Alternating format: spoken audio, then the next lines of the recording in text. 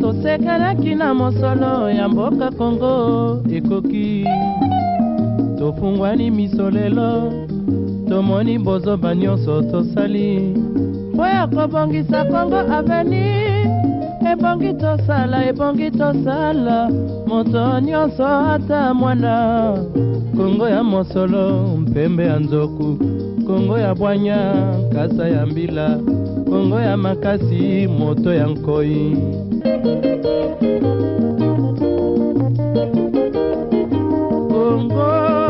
Kongo nde mboka Kongo mboka ya ba koko 00243, mesdames, mesdemoiselles et messieurs, bienvenue dans ces magazines d'actualité. Votre magazine, votre émission, c'est une émission d'analyse, de débat, une émission dans laquelle nous entrons en détail sur certaines questions d'actualité, bien sûr, en République démocratique du Congo, en dehors, mais qui ont lien avec notre pays. C'est comme ça que nous sommes là chaque mercredi. Vous nous retrouvez à par ailleurs pour vous rendre ces nobles services. 00243, je ne suis pas seul sur ce plateau.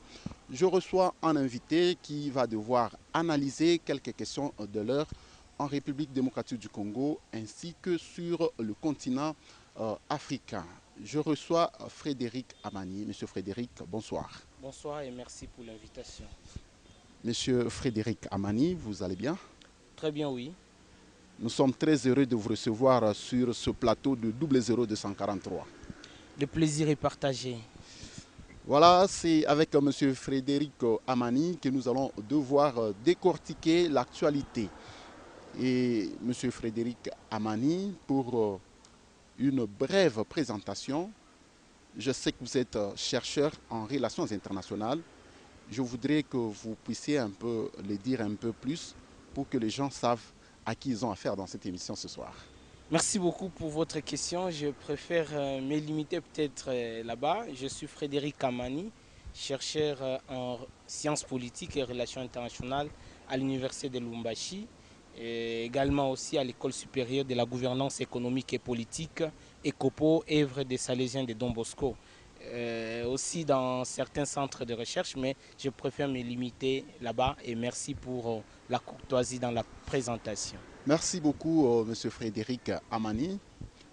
Monsieur Frédéric Amani, 00243, Affaires nationales, nous parlons de la République démocratique du Congo. Bien sûr qu'en République démocratique du Congo, c'est un pays qui a des relations avec l'extérieur, avec certains autres pays. Et comment d'abord vous vous sentez en tant que Congolais? En tant que Congolais, merci pour votre question. La République démocratique du Congo entretient des relations avec d'autres pays, ce qui est une bonne chose. Je dois rappeler qu'à l'ère actuelle de la mondialisation, ou en tant qu'État, donc acteur de relations internationales, on ne doit pas vivre en vase clos. On doit s'ouvrir à d'autres. Lorsque vous regardez que c'est par cette interdépendance, c'est par cette coopération que les défis des uns sont aussi soutenus par les efforts des autres et cela contribue à la bonne marche du monde et donc de la coopération sur la scène internationale. Donc les relations que la RDC entretient avec les pays voisins et d'autres pays du monde sont des relations qui ne profitent pas seulement à ces États, mais aussi à la RDC et donc à sa population. Donc c'est une bonne chose d'entretenir des relations bilatérales, multilatérales avec d'autres acteurs pour contribuer au développement et au bien-être de sa population. Voilà, merci beaucoup pour cette lumière.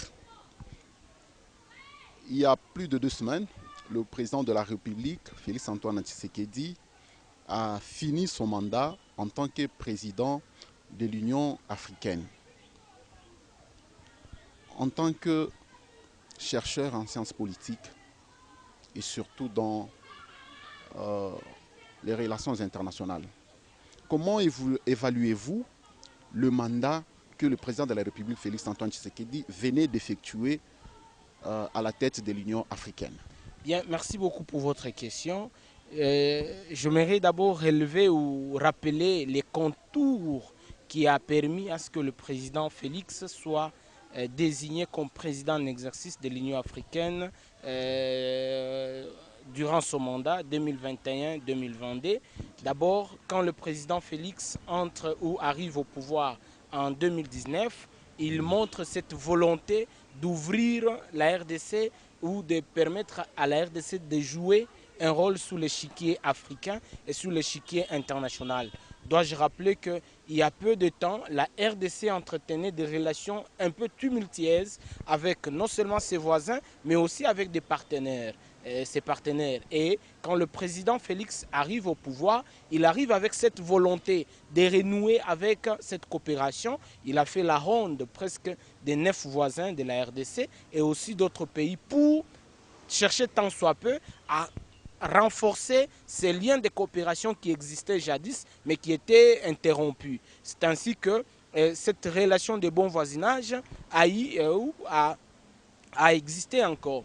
Cela a permis encore au président Félix de chercher à ce que la RDC soit davantage présente dans ces organisations. Lorsque je parle de la présence de la RDC dans les organisations sous-régionales ou régionales, c'est pour permettre à ces pays, notre pays donc, d'y jouer un rôle prépondérant. Parce qu'on a compris que la RDC était l'un des rares pays d'Afrique, pourquoi pas du monde, qui était presque quasiment présente dans beaucoup d'organisations internationales, mais qui malheureusement ne jouait pas le rôle qui lui revenait au regard des potentialités, au regard des atouts dont elle dispose. Alors le président Félix arrive avec cette ambition-là.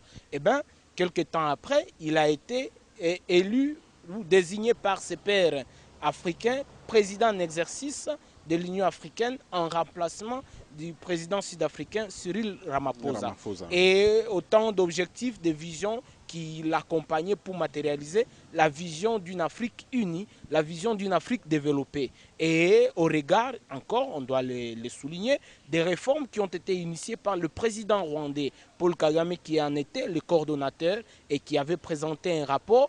Et il est vrai que les résolutions de ces rapports tardent à être appliquées, mais on peut se féliciter, durant le mandat du président Félix, d'avoir contribué à cette coordination de la mise en place de ce qu'on appelle la zone de libre-échange continentale, la ZLECAf. Et on peut encore mettre à l'actif du président Félix Tshisekedi comme président en exercice de l'Union africaine cette coordination au travers le programme COVAS de l'OMS, où les États africains ont bénéficié des soutiens de ses partenaires des vaccins contre, n'est-ce pas, ce virus de Covid-19. Il est vrai, on doit aussi le dire, je crois que certains croient en Dieu, moi aussi, il est vrai que l'Afrique a eu aussi sa vie sauve des affres de cette pandémie grâce à Dieu. C'est le continent qui n'a pas été beaucoup touché, contrairement à d'autres continents, gloire à Dieu. Et le continent africain a été épargné, contrairement à d'autres continents. Et les efforts des États africains, des différents pays, à faire en sorte que ces virus soient endigués, ces virus ne puissent pas se propager pour protéger les vies humaines. Et donc, le mandat du président Félix à la tête de l'Union africaine, on doit avoir le courage de le dire, peut être discutable. Peut être discutable dans la mesure où il y a ce qui n'a pas été réalisé selon la feuille de route, mais il y a aussi ce qui a été réalisé. Mais on doit aussi reconnaître que le virus de Covid-19 a été un handicap, non seulement pour la RDC, non seulement pour l'Union africaine, mais pour le monde entier. Parce que la conséquence sanitaire de ces virus de Covid-19 a eu des répercussions sur le plan économique, sur le plan politique, et cela a retardé l'accomplissement de beaucoup de visions que les différents États, que ce soit au niveau africain ou au niveau international, avaient pour leur nation. Voilà comment on peut analyser d'entrée de jeu la présidence du président Félix à la tête de l'Union africaine. Voilà, Monsieur Frédéric, pendant que vous étiez en train d'énumérer, vous avez relevé quelques impacts positifs et vous avez dit certainement il y a quelque chose qui n'a pas pu faire par rapport à la feuille de route. Pouvez-vous avoir une idée des quelques de quelques-unes dans les choses qu'il pouvait faire ou qu'il n'a pas su faire. Merci beaucoup pour votre question. C'est entre autres parce que c'est depuis 2020 que l'idée ou l'ambition de l'Union africaine était de faire taire les armes pendant 2020, mais ce projet n'a pas été matérialisé en 2020, ça a été reporté en 2021 et le président Félix devrait encore contribuer ou appeler les États africains, les États de l'Afrique à promouvoir la bonne gouvernance, laquelle bonne gouvernance devrait contribuer à ce que les États africains soient bien gérés et pour empêcher la résurgence de ces coups d'État qui ont mis en mal la démocratie africaine. Et donc, les armes sont encore là, les conflits par-ci par-là, non seulement à l'est du pays, mais en Centrafrique, au Soudan du Sud, au Mozambique avec ces groupes terroristes, en Afrique de l'Ouest, n'en parlons pas, avec les coups d'État au Mali, en Guinée, au Burkina Faso, au Tchad aussi, cette transition. Donc autant de difficultés qui ont été, n'est-ce pas, relevées durant cette présidence, mais on doit aussi avoir le courage de les souligner que le président Félix, en tant que président en exercice de l'Union africaine, il était le coordonnateur de la vision de l'Union africaine. Ce n'était pas lui qui devrait être aussi sur le champ. C'est par des différents services sectoriels. On parle des commissions. Les différentes commissions devraient, n'est-ce pas, travailler pour matérialiser la vision du président et donc la vision de l'Union africaine. Il y a le défi sécuritaire qui continue, n'est-ce pas, à déranger l'Afrique, mais il y a aussi cette problématique de la diplomatie africaine qui tarde à se matérialiser. Faute de cette diplomatie africaine, l'Afrique n'a pas un seul langage sur la scène internationale. Lorsqu'il s'agit des intérêts africains, il y a la division. Et cette division a toujours... Il y a la divergence des opinions. La divergence des opinions, et cette divergence conduit à une division, à ce que l'Afrique ne puisse pas parler un seul langage, contrairement à l'Union européenne. Lorsque les enjeux de l'Union africaine, les enjeux de l'Union européenne sont mis en jeu, eh bien, c'est tous les 27 États de l'Union africaine et de l'Union européenne, je veux dire, se mettent ensemble pour défendre leurs intérêts. Malheureusement, l'Afrique, avec la division, avec les divergences, ça peine à matérialiser sa diplomatie. Et ça a toujours été un échec. Mais aussi, on doit relever un autre échec de l'Union africaine. C'est que les différents blocs régionaux, parce que, je m'aimerais rappeler, l'Afrique est divisée en 5 régions. Il y a ce qu'on appelle la région du Nord, la région de l'Est, la région de l'Ouest, la région de l'Afrique australe et la région du Centre. Ce sont les 5 régions ou les 5 blocs qui constituent, n'est-ce pas, l'Union africaine. Et dans le projet de... que ce soit l'acte d'Abuja ou le traité d'Abuja, où on devrait promouvoir l'intégration au travers les différents blocs là, ou les différentes sous-régions. Mais malheureusement, la divergence ou la division entre différents blocs permet à ce que le développement de l'Afrique ne soit pas au rendez-vous. Mais je crois en la capacité des dirigeants africains à se mettre au-dessus de la mêlée et à privilégier l'intérêt général de l'Afrique au détriment de leurs intérêts individuels, au détriment des intérêts de leurs partenaires, pourvu que l'Afrique parvienne à parler un seul langage lorsqu'il s'agit des intérêts de l'Afrique, parce que, on doit le rappeler, l'Afrique aujourd'hui est devenue un enjeu stratégique. Et cet enjeu stratégique veut que les grandes puissances, veut que les partenaires traditionnels de l'Afrique viennent investir en Afrique. Il y a aussi cette présence des États qu'on appelle les États émergents. L'Inde, la Chine, l'Afrique du Sud, le Brésil, la Turquie, la Russie même, qui convoitent l'Afrique et qui veulent des partenariats stratégiques, contrairement à ces partenaires traditionnels qui sont l'Union européenne, les États-Unis, le Japon. Je crois que cela va interpeller davantage l'Afrique, de voir que l'Afrique a des potentialités, l'Afrique a des atouts et que ces atouts doivent servir non seulement aux intérêts de ses partenaires, mais aussi doivent servir au développement de ces États, au développement, n'est-ce pas, du peuple africain. Monsieur Frédéric, à la lumière de tout ce que vous venez de dire, qu'est-ce qui manque aux dirigeants africains pour avoir des intérêts communs et les défendre ensemble, les protéger ensemble ou encore les soutenir? Merci beaucoup pour votre question. Je pense que ce qui manque à l'Afrique de promouvoir les intérêts africains, c'est ce déficit du leadership. Le déficit du leadership, et je voudrais encore aller plus loin, un leadership qui se veut visionnaire, un leadership qui se veut transformateur. C'est ce manque-là de ce leadership visionnaire ou transformateur qui manque dans les chefs de la plupart des présidents africains et à mettre en place une diplomatie commune ou à promouvoir les intérêts des États africains. Regardez, la mauvaise gouvernance est en train de paralyser la plupart des États africains. Tout à fait. Lorsque vous regardez les différents chefs d'État qui sont au pouvoir, plus de 2 décennies, plus de 3 décennies, plus de 4 décennies, mais en réalité, ils devraient apporter un changement pour lequel ils ont été portés. Mais malheureusement, le changement n'est pas au rendez-vous. Pourquoi? Parce qu'il y a ce déficit du leadership. Les différents chefs d'État ne sont pas en même d'imprimer un leadership qui va contribuer à la bonne gouvernance. Laquelle bonne gouvernance va aider les États africains à se développer. Et c'est une problématique qui devient de plus en plus dangereuse. Et cela peut aussi se comprendre sur le plan sécuritaire, sur le plan économique, sur le plan même social. Voilà le danger que guette l'Afrique lorsque les dirigeants africains ne veulent pas imprimer un leadership transformateur, un leadership visionnaire qui va aider leurs États à se développer. Voilà, une autre question qui me vient par l'esprit. Vous l'avez aussi souligné tout à l'heure.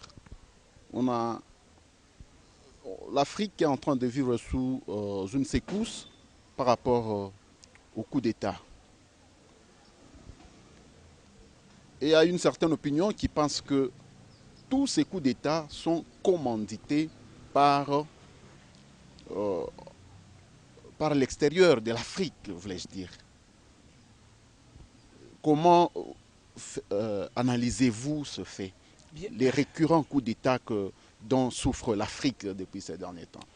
Qui sont derrière cela? Bien, merci beaucoup pour votre question. Lorsque vous parlez de la main noire derrière ce coup d'État, je fais allusion à ce qu'on appelle la théorie du complot. Mais c'est vrai, je ne nie pas que cette théorie est de mise en Afrique, mais je voudrais d'abord souligner un fait et les rappeler que la résurgence des coups d'État en Afrique, c'est la raison ou c'est la cause de la mauvaise gouvernance. La mauvaise gouvernance est à la base de la résurgence des coups d'État. Il est vrai qu'on ne peut pas nier, n'est-ce pas? Mais ils sont parrainés, ces coups d'État-là. Alors, moi, en tant que chercheur en sciences politiques, je ne dirais pas oui ou non, mais je suis en train de vous donner les faits qui expliquent mieux la résurgence de ces coups d'État, la problématique du sous-développement en Afrique. Il est vrai que il peut y avoir une main noire derrière le coup d'État au niveau africain, mais d'abord, les Africains doivent être maîtres de leur destin. Ce ne sont pas les Européens, les Américains ou les Japonais qui viendront développer ces continents. Ce sont les Africains et ce sont nos dirigeants. Et donc, je voudrais aussi profiter de cette occasion pour faire un plaidoyer auprès des dirigeants africains de travailler pour l'intérêt africain, pour l'intérêt du peuple africain et non pour l'intérêt, n'est-ce pas, de leurs partenaires. Il est vrai que ces parrainages peuvent exister, il est vrai que cette main noire peut exister, il est vrai qu'on peut évoquer la théorie du complot, mais moi je m'attelle sur le fait que la mauvaise gouvernance, et cette mauvaise gouvernance, je l'ai dit, est, n'est-ce pas, occasionnée par le manque du leadership transformateur. Et ce manque de leadership transformateur est aussi occasionné par le manque de la coordination dans les politiques publiques des États africains. Autant de défis gangrènent, n'est-ce pas, le développement des États africains. Mais je pense que les États africains, au travers leurs dirigeants, au travers les gouvernants, au travers les gouvernés, au travers les sociétés civiles africaines, chaque parti peut contribuer à l'avènement d'un État de droit africain, à l'avènement d'une bonne gouvernance, à l'avènement d'un développement. Parce que lorsque chaque parti, passez-moi la tautologie, lorsque chaque parti aura joué sa partition, sa partition, eh bien, l'Afrique sera développée. Nous avons des richesses, nous avons des potentialités. Pourquoi d'autres partenaires viennent tisser des coopérations avec l'Afrique, mais on comprend que ce sont d'autres États ou ce sont les partenaires à l'extérieur de l'Afrique qui tirent profit de cette interdépendance qui se noue entre l'Afrique et ses partenaires, et l'Afrique demeure un continent pauvre. Alors qu'aujourd'hui, je l'ai dit, l'Afrique est devenue un enjeu stratégique. Un enjeu stratégique au regard des matières premières. Un enjeu stratégique au regard des effets néfastes du réchauffement climatique. Un enjeu stratégique au regard de la population du monde. Mais nous devons nous servir de toutes ces potentialités-là pour chercher à rebondir sur la scène internationale et à être cet acteur agissant, cet acteur capable d'influencer la marche du monde. Dans les cas contraires, nous allons nous leurrer, nous allons nous mentir à nous-mêmes et pensant que nous sommes un continent potentiellement riche, mais dont la population est misérablement pauvre. Et ça fait à craindre, mais c'est aussi une interpellation pour les Africains à travailler pour développer ces continents. Monsieur Frédéric Kamani, nous revenons en République démocratique du Congo. La situation sécuritaire ou les défis sécuritaires auxquels la République est en train de faire face fait appel à des acteurs extérieurs. Pas plus que l'année dernière, le président de la République a donné l'accord pour que l'armée ougandaise vienne en appui au FARDC afin de bouter hors d'état de nuire les forces des ADF. Quelques mois ou un mois plus tard, on a vu les commissaires de la police nationale congolaise aller aussi rencontrer les commissaires de la police rwandaise pour essayer de voir dans quelles mesures ils pourront travailler ensemble pour essayer de prêter main forte à la RDC pour éradiquer l'insécurité. Avez-vous une idée par rapport à toutes les interventions que la RDC est en train de chercher à l'extérieur? Ça ne peut pas nous chercher noise à votre manière de voir. Merci beaucoup pour votre question. Moi, je pense que j'ai signé plusieurs articles là-dessus et j'ai donné mon point de vue en tant que chercheur et citoyen congolais. Mais je pense que c'est vrai. D'abord, je dois rappeler que la sécurité, c'est un domaine régalien. C'est un domaine de la souveraineté de l'État et que dans ce domaine, il faut y interagir avec beaucoup de tact, beaucoup d'intelligence, beaucoup de diplomatie. Je crois que le fait d'avoir invité l'armée ougandaise sur le sol congolais pour mutualiser les forces afin de mener des opérations conjointes avec nos voyants soldats des FARDC pour neutraliser ces groupes rebelles et des ADF, c'est une bonne chose. Mais je l'ai toujours dit et je crois encore, je dois le répéter, c'est que la RDC, tout en invitant l'armée ougandaise sur son sol, doit présenter un cahier de charges à l'armée ougandaise pour dire nous vous invitons pour mutualiser les forces afin de mettre hors état de nuire les rebelles qui sèment la terreur et qui sèment la désolation. Mais voici les limites, voici ce que vous devez faire, voici les zones dans lesquelles vous ne devez pas aller, voici votre timing sur le sol congolais. Après ce timing, l'armée ougandaise doit rentrer et laisser maintenant l'armée congolaise continuer à assumer la sécurité de ses frontières, la sécurité, n'est-ce pas, et de son territoire. Mais aussi, lorsqu'on estime que le Rwanda aussi peut nous apporter quelque chose, il est vrai, mais moi je crains que des armées puissent se retrouver sur le sol congolais au même moment. On risque d'être débordé parce que, je l'ai dit, c'est un domaine régalien. Lorsque la police rwandaise est sur le sol congolais et l'armée ougandaise est sur le sol congolais, il y a aussi les opérations conjointes pour traquer ces ADF. Je crains que l'armée congolaise puisse être débordée pour gérer ces deux armées. D'abord, on ne sait pas si réellement cette police sera la véritable police ou ce sera aussi une armée déguisée. Donc, moi je pense que ce qu'on peut faire, c'est, on a déjà invité l'Ouganda on mène des opérations qui, à mon avis, donnent des fruits. Et bravo au gouvernement congolais, bravo au gouvernement ougandais pour avoir mutualisé ses forces. Moi, je pense qu'après le départ de l'armée ougandaise, on peut inviter aussi, si cela a été nécessaire, parce que on doit savoir que c'est un domaine régalien, on doit être prudent. On doit être prudent là-dessus et que chaque pays a un effort à fournir pour apporter la sécurité. Je voudrais peut-être aller vite ou aller vite en besogne au travers de votre question pour dire l'instabilité de la RDC contribue d'une manière ou d'une autre à l'instabilité de certains États de la sous-région des Grands Lacs. Tout comme la stabilité de la RDC contribue indirectement ou directement à la stabilité des autres États de la sous-région des Grands Lacs. D'où il est important que les États de la sous-région des Grands Lacs mutualisent, fassent une coordination de leurs efforts pour contribuer à la sécurité. Aujourd'hui, la menace sécuritaire n'est pas seulement une menace congolaise, n'est pas seulement une menace rwandaise, n'est pas seulement une menace ougandaise, c'est une menace de tous les États de la sous-région des Grands Lacs. Et donc, que ce soit le président Kagame, que ce soit le président Museveni, que ce soit le président Félix, que ce soit même le président Ndayishimiye du Burundi, tous ont intérêt à mettre ensemble leurs efforts pour l'avènement d'une paix durable, pour l'avènement d'une sécurité. Je salue les efforts que le président Félix est en train de faire. Hier, j'étais au Congo-Brazza avec le président Museveni, le président du Congo-Brazza, Denis Sassou Nguesso et le président Faure Gnassingbé de Togo pour voir comment mutualiser leurs efforts pour chercher à endiguer toutes ces menaces terroristes. Aujourd'hui, la menace terroriste est une menace commune.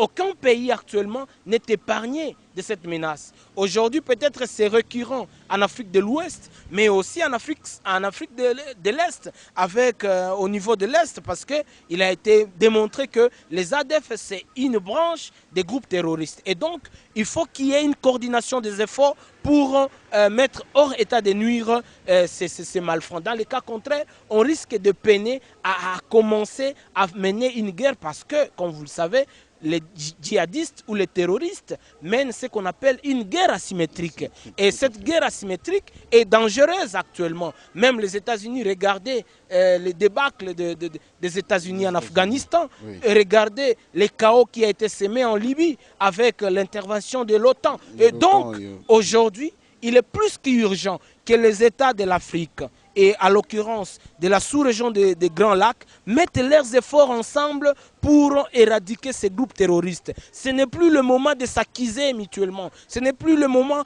d'accuser les efforts que les uns font pour contribuer à la sécurité de la sous-région des Grands Lacs. Mais il est temps que tous les États mettent ensemble leurs efforts, mettent ensemble leurs énergies, mettent ensemble le moyen. Parce que la sécurité, c'est un domaine qui coûte. Et il faut des moyens financiers, des moyens logistiques pour contribuer à l'avènement d'une paix, à l'avènement d'une sécurité, lesquels, je vais terminer par là, que ce soit la sécurité et la paix, contribueront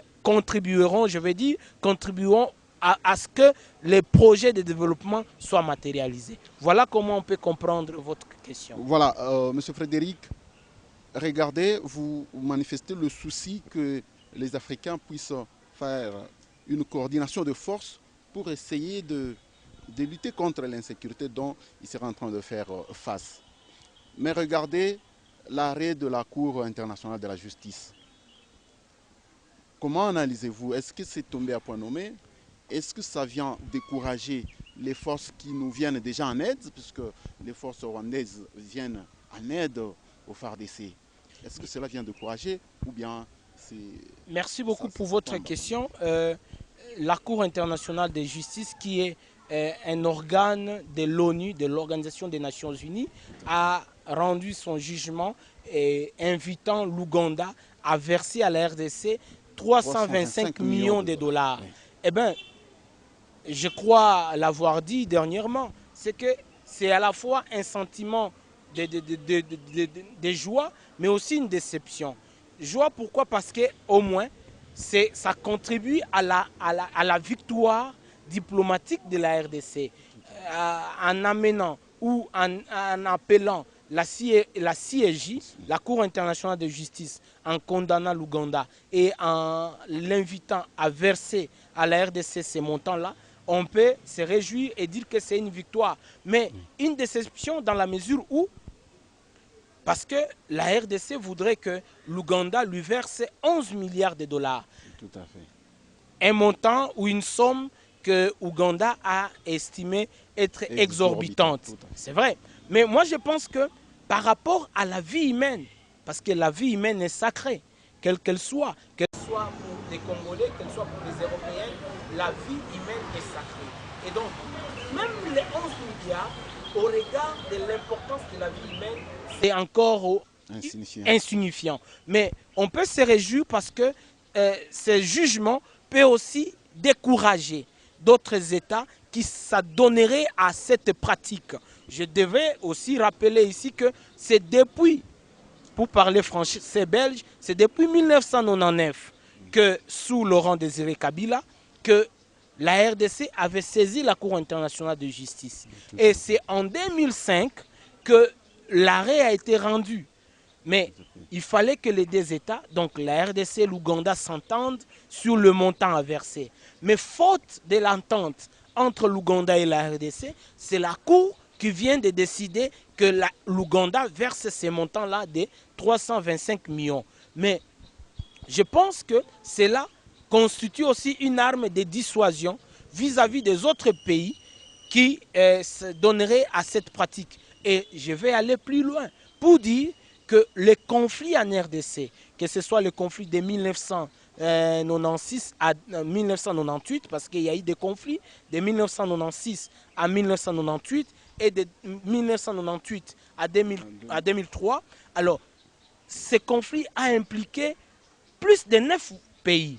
Je voudrais que la RDC sera davantage contente que lorsqu'on verra aussi d'autres pays être sanctionnés. Moi, je pense que l'Ouganda va donner l'exemple, mais l'Ouganda n'était pas seul pays impliqué dans le conflit en RDC. Il y a aussi d'autres pays dont je ne vais pas peut-être citer ici, mais ils sont connus, que la Cour internationale de justice parvienne aussi à condamner d'autres pays qui étaient impliqués dans les conflits à l'Est. Et à ce moment-là, on dira que bravo à la diplomatie congolaise, bravo à la politique étrangère de la RDC mise en place par le président Félix, et cela va redorer l'image d'un Congo debout, d'un Congo qui est en train, n'est-ce pas, de souhaiter jouer un rôle prépondérant sur la scène internationale. Monsieur Frédéric, ça ne peut pas éviter le paradoxe si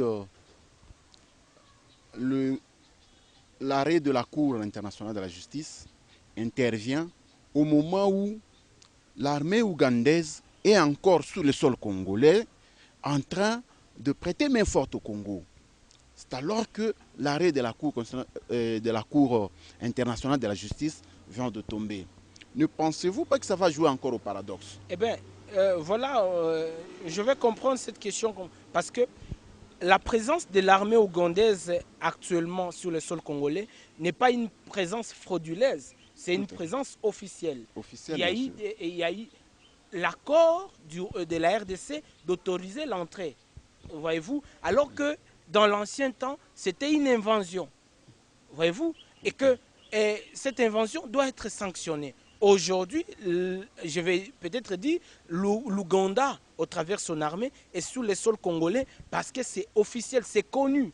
Et que c'est pourquoi j'ai dit qu'il faut un cahier de charges de la RDC pour montrer à l'Ouganda, vous êtes sur le sol congolais pour nous aider à mener des opérations conjointes, mais quelques temps après, vous devez rentrer et nous laisser continuer à assumer, n'est-ce pas, la propre sécurité de notre territoire, ce qui est une bonne chose. Mais je voudrais aussi dire ajouter un autre élément, c'est que, c'est vrai, ces montants, 325 millions, restent encore minimes. Pourquoi? Parce que, au regard de ce que l'Ouganda a pillé durant 5 ans pendant cette occupation, c'est énorme.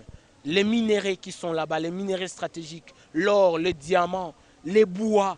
À un certain moment, l'Ouganda a prétendu être l'un des pays producteurs de bois, oui, alors que c'était le bois extrait ou pillé en RDC. Voyez-vous, moi je pense que Il est vrai que ces jugements, c'est pour décourager d'autres États, mais il faudrait aussi que l'Ouganda paye cela, parce que l'Ouganda peut risquer, c'est ça aussi la problématique des jugements, le manque de la contrainte des jugements de la Cour internationale de justice, dans la mesure où l'Ouganda risque de ne pas payer ou risque de saboter cela et d'y aller en cherchant à faire diversion. Mais je crois qu'au travers de la diplomatie de la RDC pourra encore saisir d'autres instances pour appeler, pour inviter l'Ouganda à s'acquitter de ces devoirs-là. Ce sera davantage une victoire de la RDC. Donc, la présence ougandaise aujourd'hui, c'est pour mener des opérations conjointes à l'issue desquelles on va mettre hors état de nuire les populations congolaises et aussi on va contribuer à la pacification de la sous-région des Grands Lacs. Dois-je signaler que les ADF ne sont pas seulement à l'est du pays, les ADF sont aussi en Ouganda. Et qu'en menant ces opérations conjointes, je pense que demain après-demain, l'Ouganda aussi invitera l'armée congolaise sur son territoire pour aller traquer les ADF et contribuer, n'est-ce pas, à la sécurité dans la sous-région des Grands Lacs, laquelle sécurité va promouvoir les projets de développement de la sous-région des Grands Lacs, pourquoi pas de l'Afrique tout entière. Voilà, dans la recherche de la paix ou encore de la sécurité de la partie est de la République démocratique du Congo, il y a beaucoup d'enjeux, il y a beaucoup de matière là-dessus. Je voudrais aujourd'hui qu'on parle d'une autre relation de la RDC, c'est avec le Rwanda. Au mois de juin 2021, les deux présidents se sont rencontrés. Au cours du point de presse, Félix Tshisekedi va dire que nous avons assez perdu de temps à vivre en nous regardant comme des chiens de faïence, en vivant en tension et en situation de guerre, mais aussi à partager la haine. Maintenant, ça suffit. On a entendu le président Félix dire ça, aux côtés de son homologue rwandais, Paul Kagame. Aujourd'hui, la semaine dernière, les déclarations qu'ont faites le président Paul Kagame ne sont-elles pas contradictoires avec ce que son homologue avait dit au cours d'un point de presse qu'ils avaient eux deux animé? Bien, merci beaucoup pour votre question pertinente mais aussi complexe. Pertinente dans la mesure où lorsque vous lisez la déclaration du président Félix lors de ce point de presse, il montre vraiment cette volonté de permettre à ce que la RDC renoue les relations de bon voisinage avec le pays voisin, ce qui est une bonne chose. Et cela contribue ou participe à ce qu'on appelle dans le cadre de l'intégration de faire la paix par les marchés. Et après cela, il y a eu une série d'accords commerciaux qui ont été signés. Ces accords commerciaux, c'est pour permettre à ce que les États peuvent promouvoir la paix, peuvent promouvoir la sécurité par les marchés, par la coopération, par les commerces, ce qui est une bonne chose. Mais il faut aussi savoir, en relations internationales, les États n'ont pas d'amis. Les États n'ont que des intérêts à défendre. Et lorsqu'un État estime que son intérêt est mis en mal, eh bien, cet État peut utiliser tous les moyens possibles pourvu qu'il gagne son intérêt.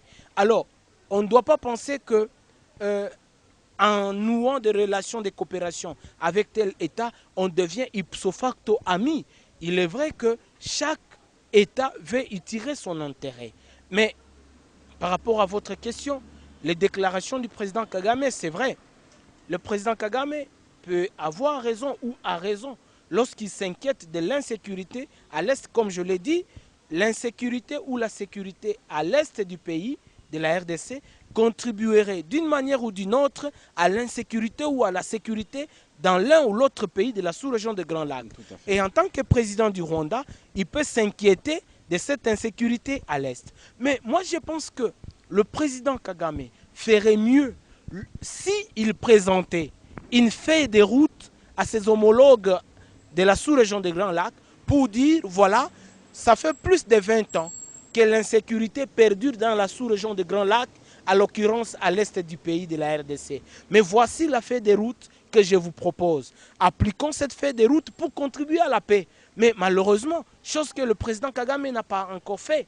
Moi, je pense qu'il peut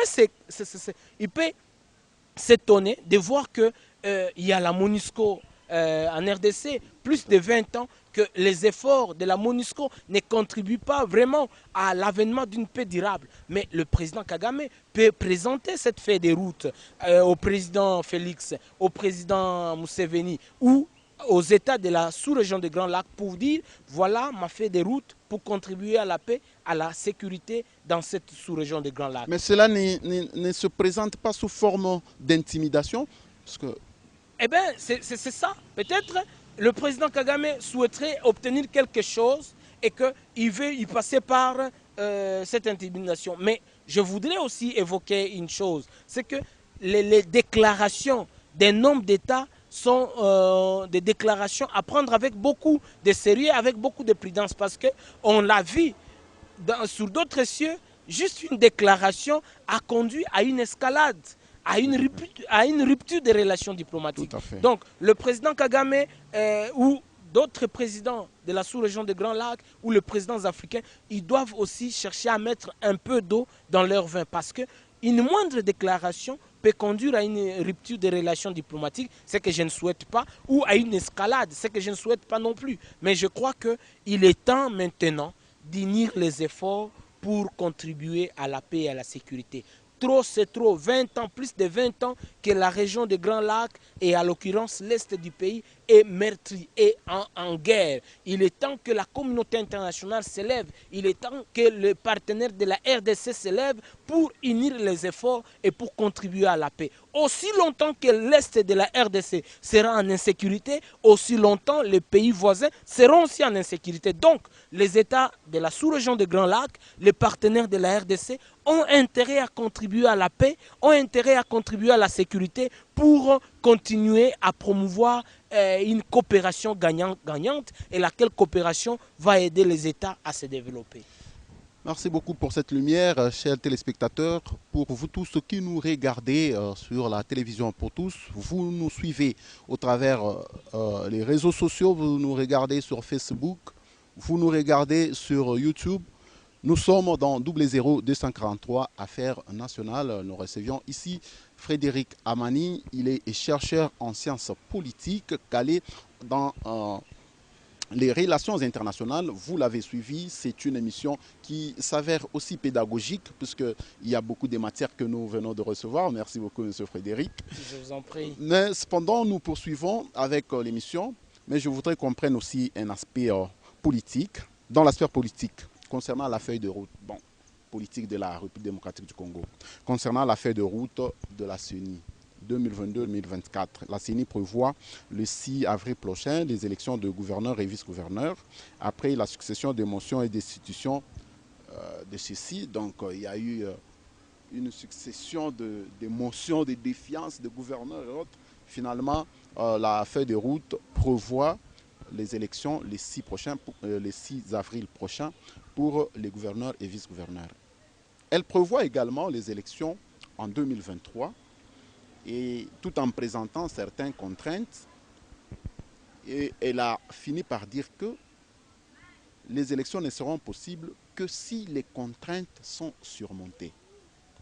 Je ne sais pas, à votre avis, quelles peuvent être vos recommandations ou encore quelle analyse pouvez-vous faire de cette feuille de route de la Commission électorale nationale indépendante, qui du reste a été aussi depuis un temps, vous êtes sans ignorer, l'année dernière, il y a eu beaucoup de tumultes dans le pays et finalement la feuille de route est sortie. Quelle lecture pouvez-vous faire? Merci beaucoup pour votre question. Vous m'avez demandé les recommandations, oui, en tant que chercheur. Moi, je pense que je voudrais dire 2 ou 3 mots là-dessus. Parce que il est vrai que lorsqu'on regarde ou lorsqu'on parcourt l'histoire politique de la RDC, on se rend compte que c'est une histoire qui a été, n'est-ce pas, sémée par beaucoup d'instabilités institutionnelles. Ces instabilités ont été le fruit des contestations, le fruit des méfiances, le fruit de beaucoup de choses. Alors, le moment est venu où la CENI est déjà là, il y a toute une équipe qui est déjà installée. Nous ne pouvons que leur souhaiter bonne chance et un fructueux mandat. Mais comme recommandation, que les gouvernements donnent des moyens à cette centrale électorale pour pouvoir concrétiser, n'est-ce pas, ses objectifs. C'est tout ce que je peux dire là-dessus et que chaque acteur manifeste la bonne volonté de contribuer à l'avènement d'un état de droit, de contribuer à l'avènement des élections apaisées, des élections libres et transparentes. Parce que la victoire de l'un ou de l'autre ne sera pas la victoire de l'un contre l'autre, mais ce sera la victoire du peuple congolais, ce sera la victoire de la RDC. Et donc, moi je veux que la CENI ait suffisamment de moyens et c'est grâce à ces moyens que certaines contraintes seront évitées et certains défis aussi seront relevés et pourvu que les élections soient organisées, à l'issue desquelles il y aura un gagnant, il y aura aussi un perdant et qu'ensemble on peut contribuer à l'avènement d'un état de droit, à l'avènement d'un état capable d'aller de l'avant, de jouer son rôle, non seulement au niveau international, mais aussi au niveau interne. Un état qui doit matérialiser les missions régaliennes d'un état, de promouvoir à la prospérité, de promouvoir la sécurité, de promouvoir au bien-être, de promouvoir, n'est-ce pas, au développement de sa population. C'est tout ce que je peux recommander à la CENI et aussi au gouvernement parce que la CENI n'aura de moyens que c'est que le gouvernement va lui donner. Voilà ce qu'on peut dire par rapport à cette feuille de route. Voilà, tout est bien, qui finit bien, mesdames, mesdemoiselles et messieurs. C'était un plaisir pour moi de vous savoir nombreux branchés pour suivre ce magazine d'actualité, le magazine de débat ou le magazine où vous êtes en train de prendre connaissance de certaines réalités de la République démocratique du Congo, de la politique, ainsi que de la relation de notre pays avec ses voisins. J'avais le plaisir de recevoir M. Frédéric Amani. M. Frédéric Amani, il est chercheur en sciences politiques. Vous l'avez certainement suivi.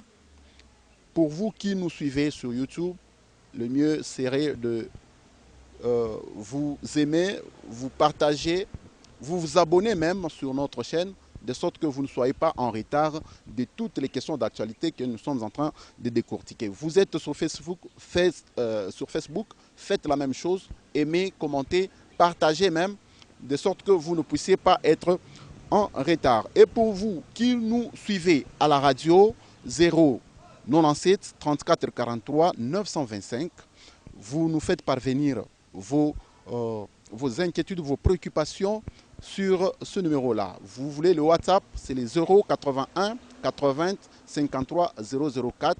Et pour vous qui êtes à la télévision, vous voyez déjà, les numéros sont affichés au bas de vos écrans. Je vous retrouve très très prochainement. Ça sera avec la même détermination. Bien avant qu'on se quitte, M. Frédéric, un mot de clôture. Fixez-vous à la caméra qui est tout juste devant. Un mot de clôture. Merci beaucoup pour votre invitation. Merci pour le cadre. Alors, je voudrais dire, je crois d'abord à une Afrique qui joue le rôle qui lui revient au regard de tout ce qu'elle a comme potentialité. Et que l'Afrique doit être véritablement unie. Lorsque nous sommes unis, donc lorsque l'Afrique est unie, l'Afrique jouera le rôle qui lui revient sur la scène internationale. Et que les divergences peuvent être mises à côté et promouvoir ou privilégier l'intérêt africain. Je crois à un Congo émergent, je crois à un Congo debout. Soutenons-nous les uns les autres, appuyons ce qu'il faut appuyer pourvu que l'intérêt général triomphe au détriment des intérêts égoïstes. Je crois à un Congo capable de jouer le rôle qui lui revient dans la sous-région des Grands Lacs et au niveau africain et au niveau international parce que nous faisons partie du monde et le monde est à nous au regard de tout ce que nous avons, au regard des potentialités, au regard des minerais, des richesses, nous avons un rôle à jouer parce que la RDC est aussi un enjeu géopolitique, un enjeu stratégique et qu'il nous faut des diplomaties, il nous faut des capacités pour aider ce Congo à jouer ce rôle. Félicitations à nos dirigeants, bravo à tous les gouvernants et les gouvernés qui veulent amener ce Congo sur l'échiquier africain, qui veulent amener ce Congo sur l'échiquier international. Lorsqu'on veut, on peut, et il faut donner les moyens à ce qu'on a comme ambition. Je vous remercie. Voilà, ce sera tout pour ce soir. Je vous retrouve très prochainement avec la même détermination et le même courage. D'ici là, portez-vous bien. Mikolo tosekanaki na mosolo ya mboka Congo ekoki tofungwani misolelo tomoni bozoba nyonso tosali po ya kobongisa Congo aveni ebongi tosala moto nyonso ata mwana Congo ya mosolo mpembe ya nzoku Congo ya bwanya kasa ya mbila Congo